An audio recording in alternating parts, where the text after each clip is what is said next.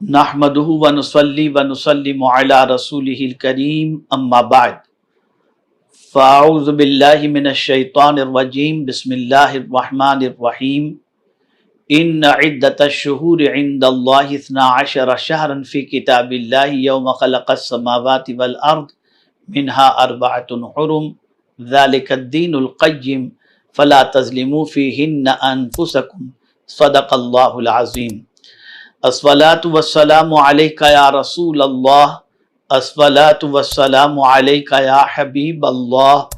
الصلاۃ والسلام علیک یا نبی اللہ وعلی آلک واصحابک یا نور اللہ صلی اللہ تعالی علیہ وآلہ وسلم۔ میرے پیارے آقا صلی اللہ تعالی علیہ وسلم کے پیارے دیوانوں، اسلامی نئے سال کا آغاز عنقریب ہونے جا رہا ہے، اور آپ سب اچھی طریقے سے جانتے ہیں کہ اسلامی سال کا آغاز محرم الحرام سے ہوتا ہے۔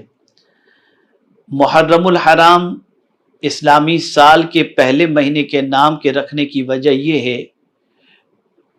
کہ اس ماہ مبارک میں جنگ و قتال کو اللہ عز و جل نے حرام فرمایا،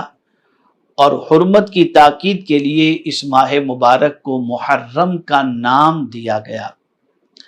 میرے پیارے آقا صلی اللہ تعالی علیہ وسلم کے پیارے دیوانوں، ہمیں ماہ محرم میں کیا کرنا چاہیے اور کن چیزوں سے بچنا چاہیے؟ تو سب سے پہلے تو میں آپ کو بتاؤں کہ ہمارا گزشتہ سال کتنی نیکیوں میں گزرا، کتنے گناہوں میں گزرا، ہم جانتے ہیں یا ہمارا رب جانتا ہے۔ تو سب سے پہلے اللہ عز و جل کی بارگاہ کے اندر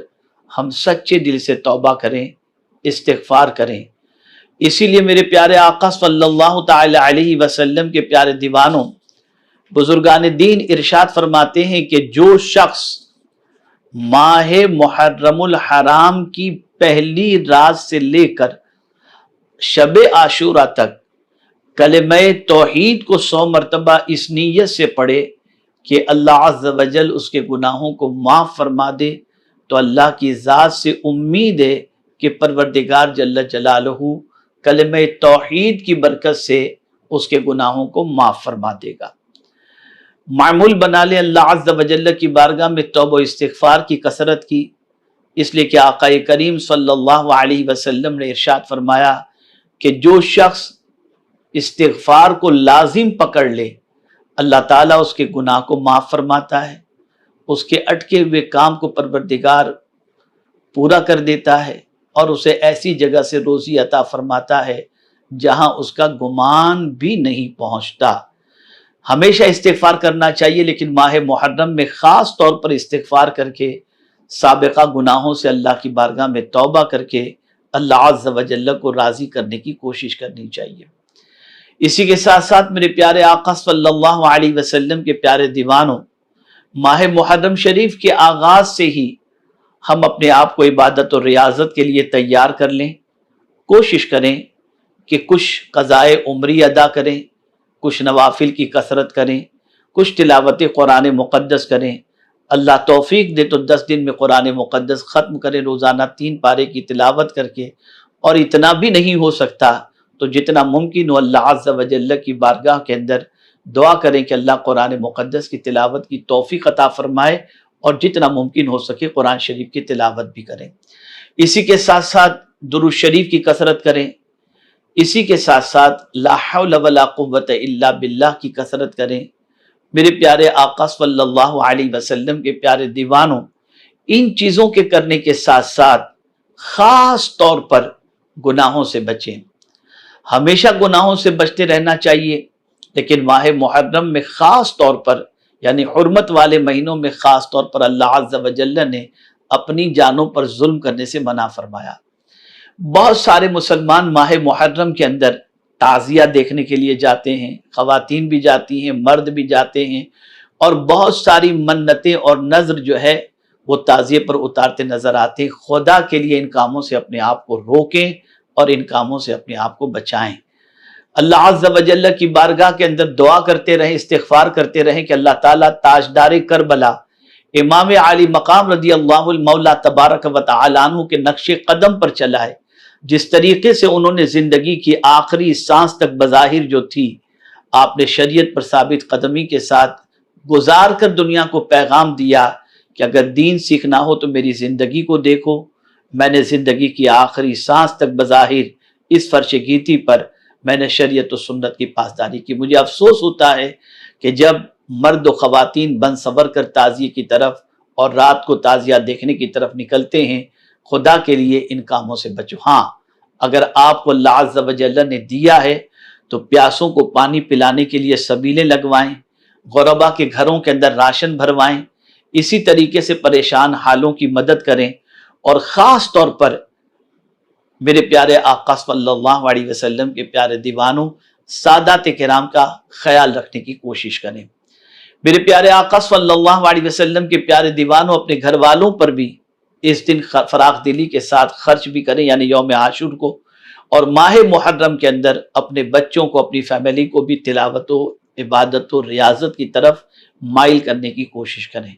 میرے پیارے آقا صلی اللہ علیہ وسلم کے پیارے دیوانوں، اسی کے ساتھ ساتھ محرم الحرام کی پہلی رات سے شب عاشورہ تک عشاء کی نماز کے بعد اول اور آخر درود شریف کے ساتھ 100 مرتبہ یہ دعا پڑھنی بھی افضل ہے۔ بسم اللہ الرحمن الرحیم، اللہم لا مانع لما اعطیت ولا معطی لما منعت ولا راد بما قضیت ولا ينفع ذا الجد منک الجد۔ یہ اگر آپ پڑھیں گے تو انشاءاللہ اس کی برکتیں آپ کو محسوس بھی ہوں گی اور اس کی برکتوں کو آپ حاصل بھی کر سکیں گے۔ تو میری گزارش ہے، ماہ محرم شریف سے پہلے خوب توبہ و استغفار کریں اور اللہ کی بارگاہ میں دعا کریں کہ اللہ آنے والا سال ہمارے لیے برکتوں والا ہو، عبادتوں والا ہو،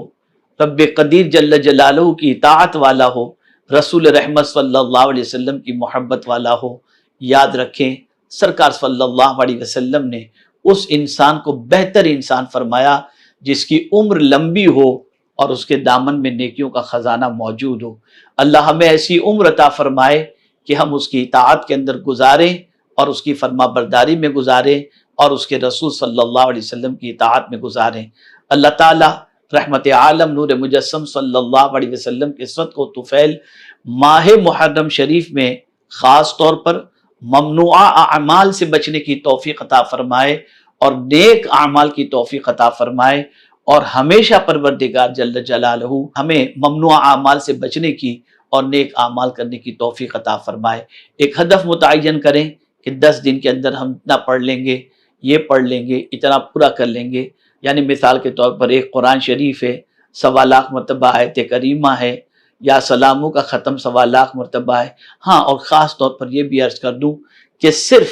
اپنے لیے دعا نہ کریں، حضور صلی اللہ علیہ وسلم کی امت کے لیے بھی دعا کریں کہ اعلیٰ حضرت عظیم البرکت امام عشق و محبت نے الامن والعلا کے اندر ایک حدیث مبارکہ نقل فرمائی ہے کہ جو شخص 27 مرتبہ روزانہ حضور صلی اللہ علیہ وسلم کی امت یعنی مومنین و مومنات کے لیے مغفرت کی دعا کرے، اللہ تعالیٰ اسے مستجاب الدعوات بنا دیتا ہے، اس کی دعاؤں کو قبول فرماتا ہے۔ خوب غریبوں، فقیروں، مسکینوں، پریشان حالوں کی مدد کرو، اور اسی کے ساتھ ساتھ میرے پیارے آقا صلی اللہ علیہ وسلم کے پیارے دیوانوں، گناہوں سے زیادہ بچنے کی کوشش کریں۔ اللہ تعالیٰ ہم سب پر کرم کی نظر فرمائے۔ وما علینا الا البلاغ المبین۔ السلام علیکم ورحمۃ اللہ تعالی وبرکاتہ۔